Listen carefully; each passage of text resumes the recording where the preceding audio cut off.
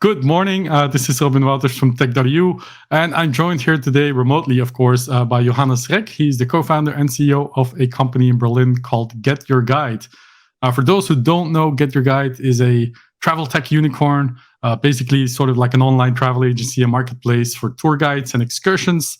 It was founded in 2008, actually initially in Zurich, which I didn't know, but learned very recently. But now based in Berlin. They've raised close to $900 million to date. I think the most recent equity round was in October 2020, right in the middle of the pandemic crisis, which we'll talk more about, of course. Just to set the scene a little bit, more than 80 million tours have been booked via the platform to date. There are more than 75,000 to choose from, for that matter.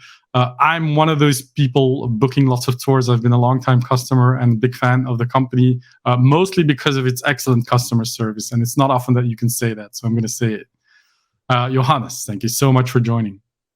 Thank you so much, Robin, for having me. And, for those who don't know, I've known Robin also for, I think, a decade or so. So I'm very glad to be back in touch and to be on the show today. Yeah, we're getting old is essentially the message. And so is the company. The company's been around for quite a while now, from 2008, if I'm not mistaken, right? Yeah, we started the first prototype in 2008. GetYourGuide in the way, how it lives today, which is a platform for experiences, a two-sided marketplace, was only launched in 2010. Originally, it was more of a social network for students to be tour guides, which didn't work out. So we had to pivot the original model. But yeah, still, it's been 13 years now, and with exhilarating highs and incredible growth, and then sort of like lots of strong lows and pandemic predominantly, and it's been quite a roller coaster ride. But I would say it's never been more exciting than right now, coming out of the pandemic and just seeing the tremendous tailwinds that our industry has, and the rapid digitization and the consumer demand, and also frankly, suppliers flocking back online and wanting to sell their experiences online. So in a weird way, it's been a very long time, but yet it feels like the moment is right now for the industry. Yeah, it must be great for you after a couple of difficult years for everyone, really, at least for most people, especially in the travel tech sector. But now, GetYourGuide is essentially, you've touched on this very briefly, but you're essentially digitizing a business that's still it is kind of digital, but it's still done a lot over the phone, WhatsApp, and messages and email. Is that really the problem you're still trying to solve? Like, getting the supply and demand together in one platform and digitizing the hell out of it? Yeah, at the very core of it, that's the problem. Although the problem has matured over the years. So if you zoom yourself back to 2010, the original innovation that GetYourGuide had was to build an extranet, so literally an online service where tour suppliers and tour guides and excursion providers could list their inventory. So just put in their pictures, their descriptions, availability, pricing, and just manage their inventory online. And that then sort of grew predominantly across Europe for the decade following that.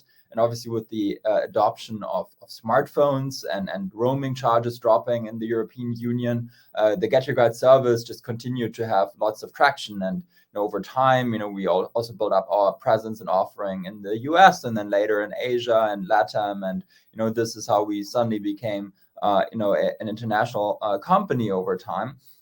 And I would say now coming out of the pandemic, so out of this massive shock where everything froze to zero, and then now it's like we're all rebounding, and we're much more digital than before. Just to give you maybe a couple of numbers for the back of the envelope, so you kind of understand what I'm talking about. Before the pandemic struck, less than 20% of experiences were booked online. So most people were still queuing up at the Eiffel Tower, the Vatican museums, or booking their Berlin river cruise offline. Now this is somewhere between 30 to 40%. So it's doubled throughout the pandemic, and we see a massive growth of that online share. So essentially both the supply side, which suddenly realized, hey, I can't just rely on offline bookings, I need to shift and migrate my inventory online, as well as, and that's most important in these transitions, the consumer side have really understood that it's much, much, much better to book experiences online. You just mentioned, Robin, in the intro, customer service. That's like one of the big things that we offer to customers. You can always contact us if anything goes wrong, and we will help you figure things out. But we've also launched a lot of other innovations over the last 2 to 3 years, and we've been pretty busy during the pandemic actually preparing for this. And examples are things like reserve now, pay later. So you can reserve now all of your experiences for the Easter or summer holidays. Make sure that you lock them in, because things now in this strong travel rebound really book out. Like, we have lots of availability that's already going down, and you only have to pay later when you actually travel, right? So these type of changes, I think, in the business model have also led to much more massive adoption among the customers. And now it's like that original proposition, which was, hey, I can book this online, is actually moving to, it's much more convenient and better for you in your travel planning to book and plan everything online. The other piece of this is obviously the quality, right? So we have at this point in time 75,000 experiences that are online and bookable with us. Now, most of them actually have reviews. They have customer feedback. There are lots of small hidden gems in the portfolio, things that you wouldn't even find by yourself in the destination or by just doing a quick Google search. And that also has tremendous customer value, because now not only can you plan in advance and can reserve all the spots in advance and ensure that you don't queue up hours before the major sites of the destination where you go, but you can also find these things which you actually wouldn't find otherwise, and that are really these trip makers, these really extraordinary things. And last thing I'll say to that, a prominent example that's gone viral in the media over the last couple of weeks is with the Vatican, for instance. We secured these early allotments where you can go in even before the crowds come in, and you can go in with the key keeper, the clavigero of the Vatican, and he gives you the key and you open the Sistine Chapel. Those are experiences that are just unique to GetYourGuide, and we're trying to build that up more and more, that there's really something for everyone to find on GetYourGuide that's just exclusive and can't be found anywhere else. Very cool, and also nice to see that you're still catering to the needs of the market, which is also evolving, of course. You mentioned the pandemic a few times. I don't want to talk about it too much, and it's a little bit of a cliche question, but I'm still going to ask. If you look back now, with the benefit of hindsight, do you think you've responded well to the challenges that came with it? Do you think you're sort of been forced to set up for success in the future because of that? Or how do you look back at it now in general? Yeah, so I think we've made all the right moves in the pandemic. So in hindsight, I think I'm very happy with what we did, and there's really not much that I would change.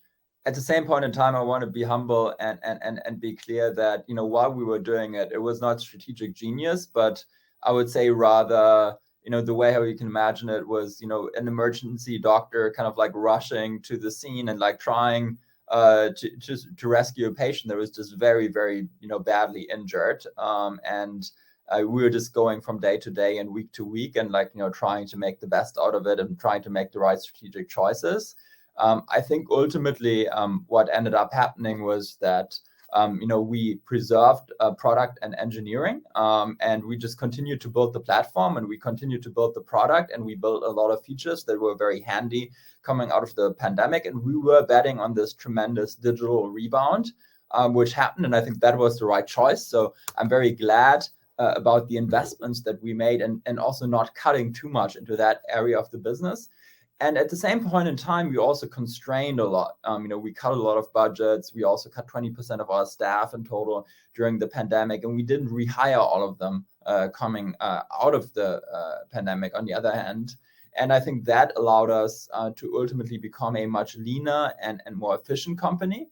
And in the last 12 months of 2022, we had double the volumes and revenue and 5 times the contribution margin compared to pre-pandemic. So we are much bigger and a lot more efficient.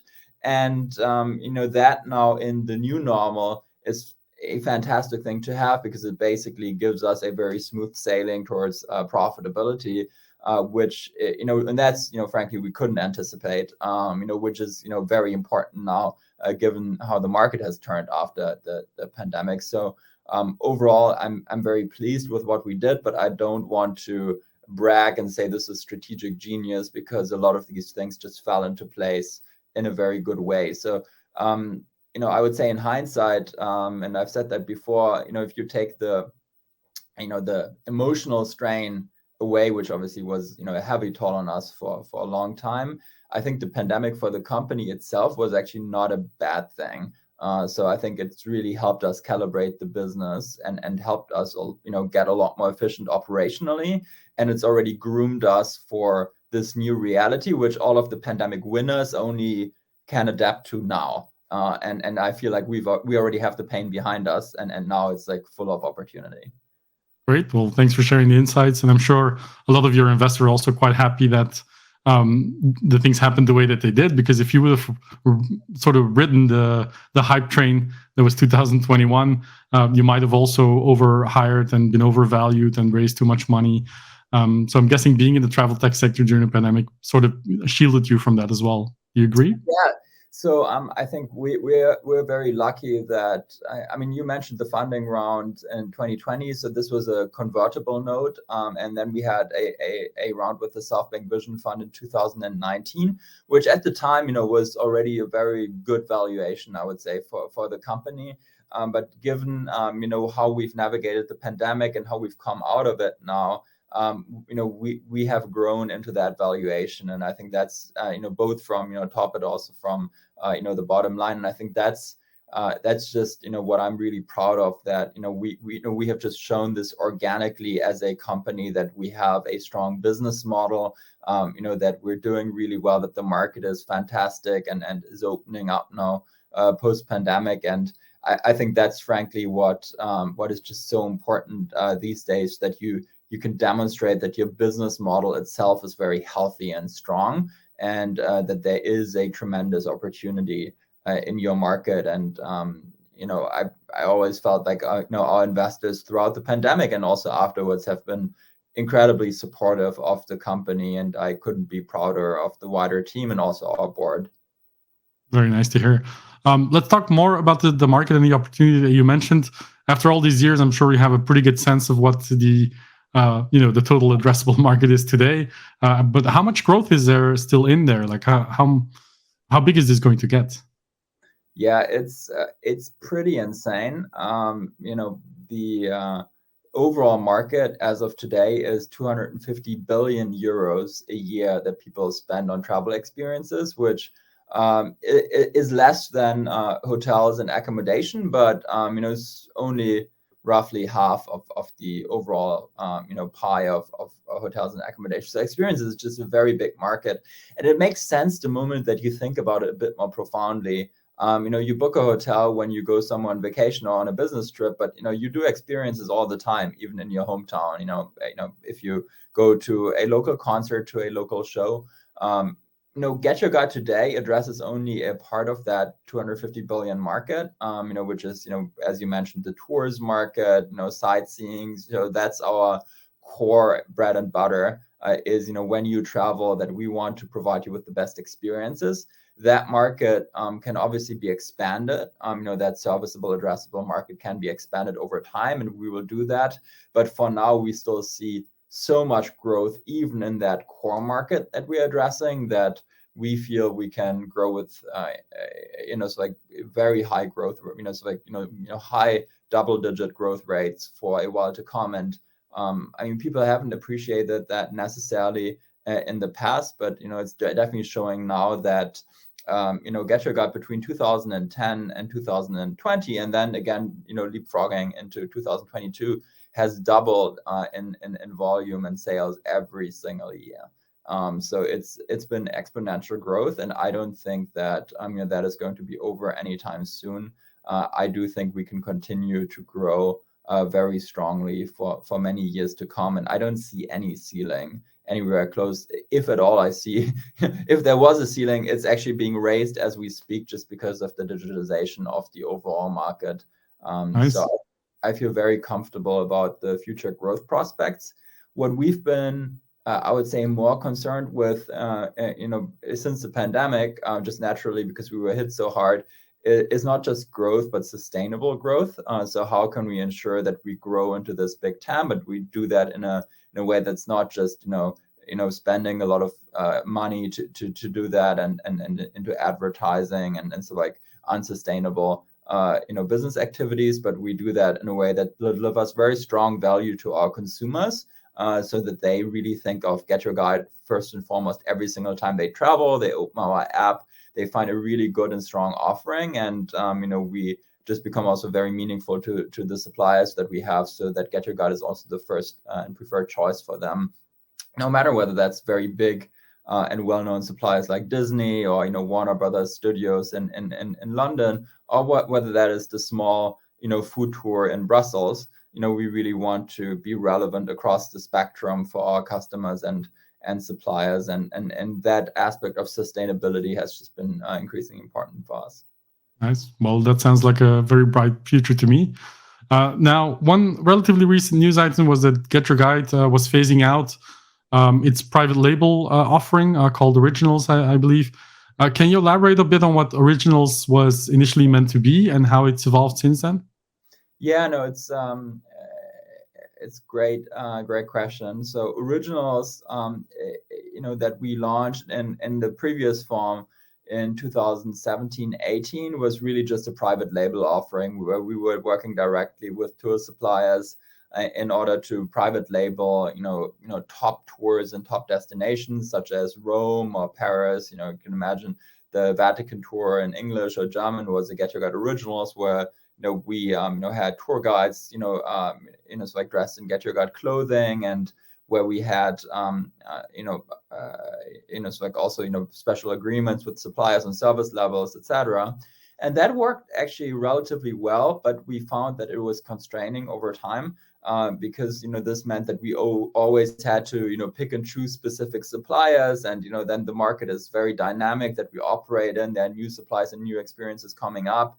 And there's then obviously always the conflict of how do you rank the Get Your Guide Original versus the others, and the service level agreements with the suppliers only work if you funnel certain amounts of traffic to them. So in the end, we felt like this is not to the benefit of the supplier or the customer in the way how we had originally set it up. And then I think the honest answer to that was that it was a great experiment, but we needed to discontinue it because it just didn't fit our broader principles and objectives, which are to always do what is best for the customer and to always enable the best experience. And to what I just said in the previous question, it was in that sense no longer sustainable, and it wasn't fostering sustainable growth, which is all centered around customer satisfaction and repeat.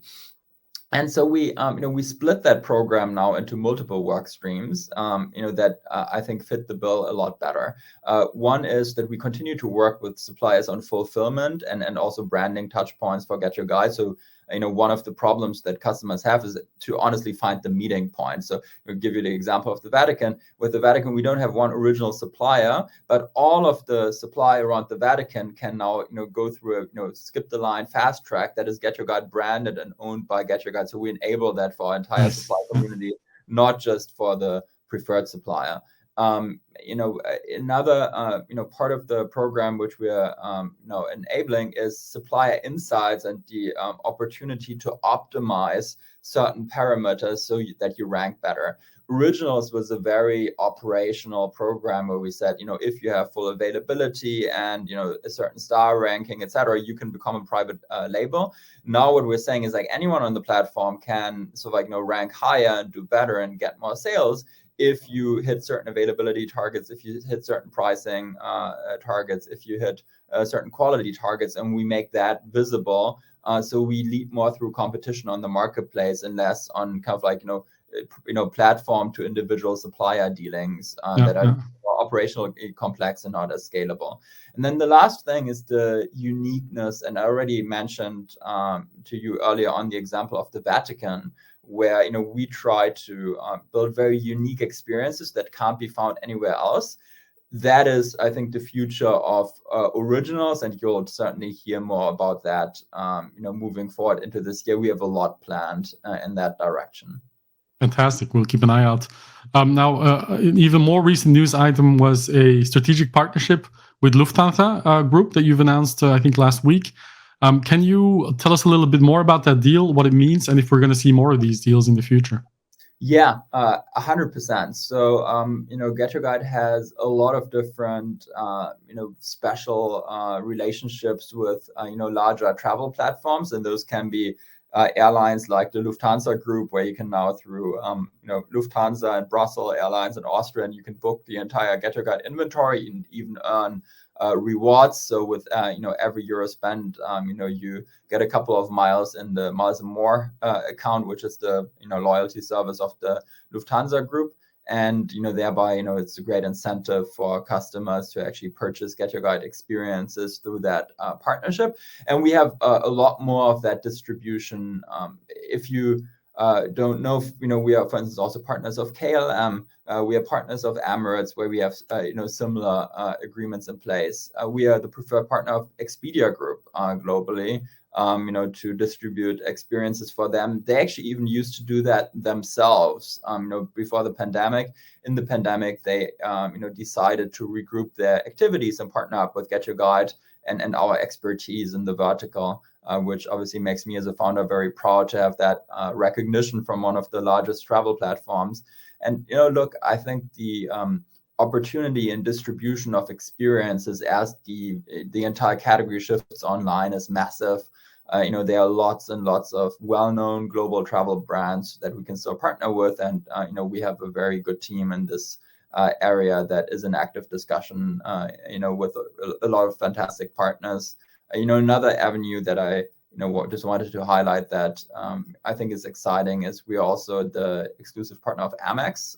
This is not as well known in Europe as in the US, but in the US, a lot of people purchase travel through their credit card programs and have special rewards there. We have a very successful partnership with them as well. So distribution is certainly one of the core pillars of our distribution strategy. Nice, great.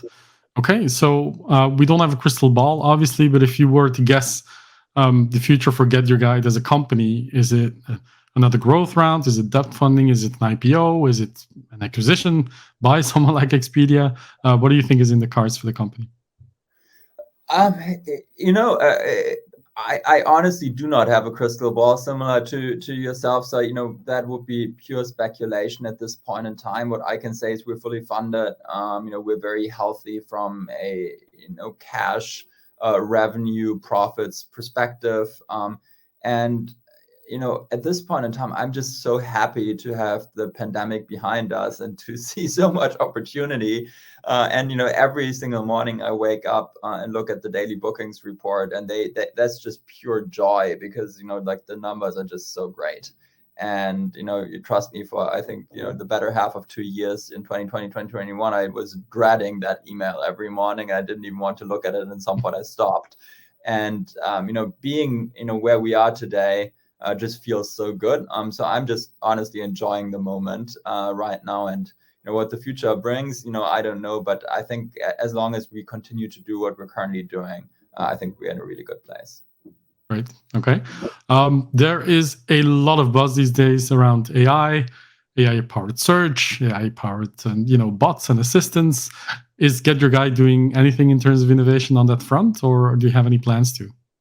Yes, absolutely, we are. We've used machine learning and AI already for a long period of time at GetYourGuide. It might not be as visible or as obvious for the consumer, but there have been tons of touch points. It started with small touch points, like when you go onto a details page of an experience.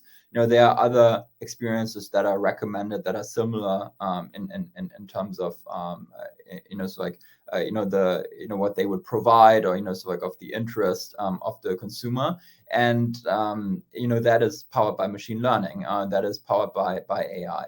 Our ranking and relevance algorithm is increasingly powered by AI.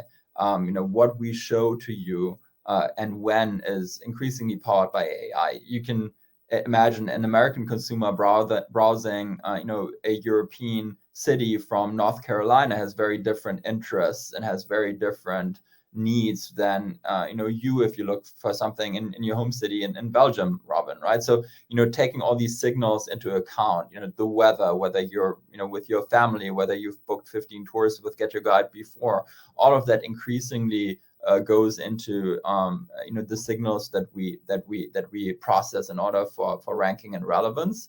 And it also increasingly goes into the signals that we process for understanding which supply we need to acquire and onboard onto the platform, and also the way how we communicate with suppliers, which availabilities we want them to put onto the platform, which pricing levels we believe are the right ones for their experiences, which quality signals we see from consumers about their experience and what people need to consume. So semantic analysis of reviews and like giving them feedback of what are the things specifically that they need to improve. So there's machine learning really end to end from the consumer side to the supply side.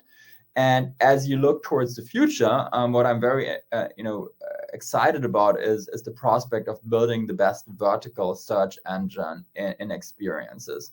And what that means concretely is, Google has been really strong at general search now for more than 2 decades, and they're really good at high level searches like so like what is Belgium, and what's the capital and what's the history, etc. Right, and then so you had lots of different links, and the same was then later applied to more commercial queries where the business model comes from, what are hotels in Brussels, or what are experiences in Brussels. But the answer have always been lists, and then you were left up to your own devices to kind of click through all of these lists. Now at Get Your Guide, we have the full inventory of things to do in Brussels, and we know perfectly well what a consumer is interested in, and we're also processing more and more signal about you as a consumer, as you just described.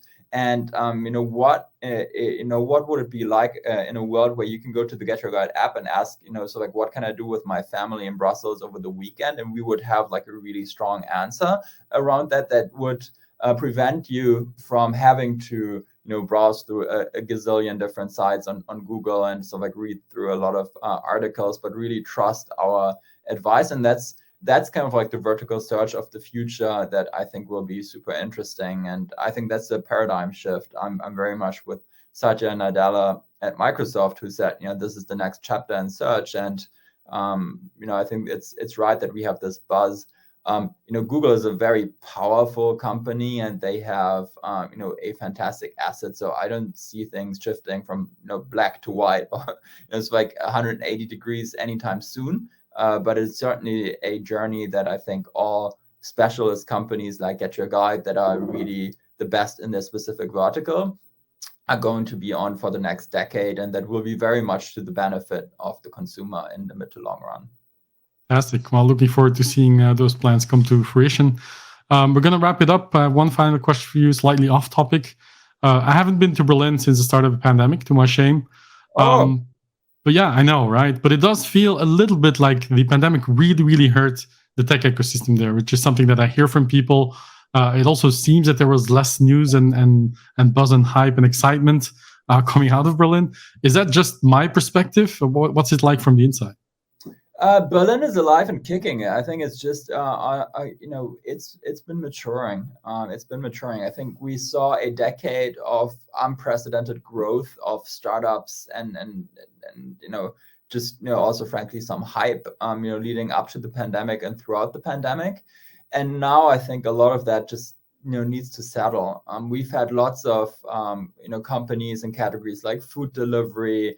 We've had crypto companies, we've had fintech companies that got very good valuations throughout the pandemic and raised a lot of cash. And I think now they need to reconfigure themselves and make themselves viable and grow into their valuations. And maybe some will and some will struggle to do that.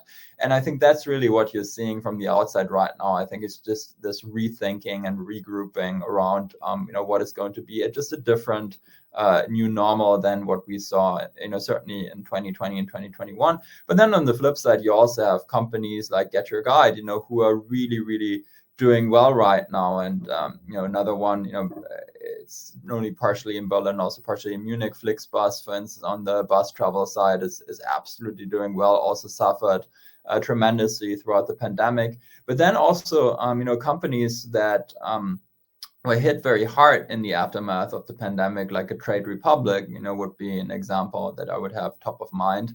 Full disclosure, I'm a personal investor there and have been for a while. But they've been growing despite the downturn in the stock markets quite tremendously, and are really focusing in and zoning in now on their proposition that they just aggregate funds for the young European consumers, and so this entire notion of we need to save for our retirement in the stock market is just the core pinnacle of the company, and we just see that despite the downturn playing out very well. So I wouldn't say it's all doom and gloom. I think it's just companies are just forced to go back to their very essence, their reason to exist. You can no longer just raise capital for the sake of it, or because something is growing fast, or you can just do that and burn through the cash and raise the next round. Those days are over. Right now you really need to prove yourself to the customer and also to your investors that you have a sustainable model and that you can produce strong cash flows in the future. And I think there will be a lot of companies out of Berlin who will be able to do that. And I would just stay tuned. Germans are very resilient, and we have built up a fantastic ecosystem here. By the way, not only Germans, but also a lot of people who came here, a lot of companies actually led by non-German founders. And I do see resilience in the ecosystem. And there's been a lot of really good assets that have been built up over the last decade. And I think if anything, the current regrouping is very healthy for all of us. We've had way too fierce competition and way too much churn also in our employee bases, and it was just too much about fast money. And now I think it's very much about consumer value, and I think that's a fantastic shift. Nice. Well, great to feel your excitement about the Berlin tech ecosystem. You have my word that I make it back there before the summer and check it out for myself again. And you are, of course, you should. We're waiting. We're waiting for you. And you're, of course, always welcome to Brussels as well. Just a quick note to you and the listeners that we have our event. Tech.eu Summit is happening on 24 May in Brussels Expo. So stay tuned for more exciting announcements around that as well. And Johannes, you're always welcome to join. I would love to join that. Fantastic. Well, I will follow up. In the meantime, thank you so much for taking the time, sharing your insights, sharing more about the Get Your Guide journey. It's nice to hear that you're doing well and that you have big plans for the future. Thanks again, and have a great rest of the week. Thank you, Robin.